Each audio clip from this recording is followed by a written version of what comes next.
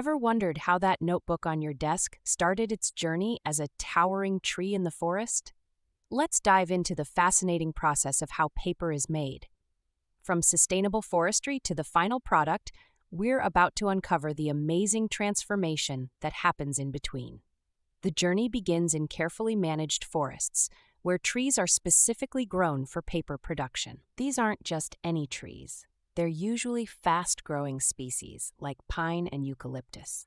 When the trees reach the right size, they're harvested sustainably, ensuring new trees are planted to maintain the forest's health.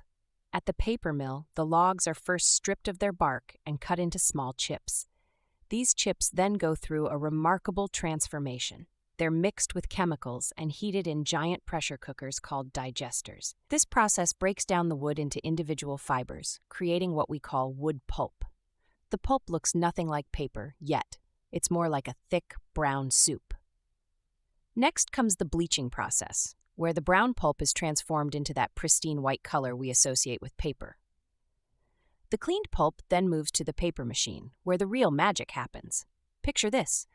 The pulp, now mostly water with only a small percentage of fiber, is sprayed onto a flat, moving mesh screen. As the water drains away, the fibers begin to bond together, forming a wet mat. This mat goes through several sets of heated rollers that press and dry it, gradually transforming it into the paper we know. The paper continues its journey through more rollers that compress it to the desired thickness and smoothness. Some papers might receive special treatments for different purposes. Think glossy magazine paper versus printer paper.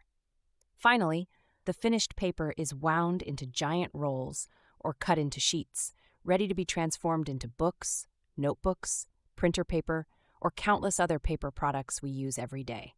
From towering tree to the sheet of paper in your printer, it's truly amazing how nature and technology work together to create something we use every day.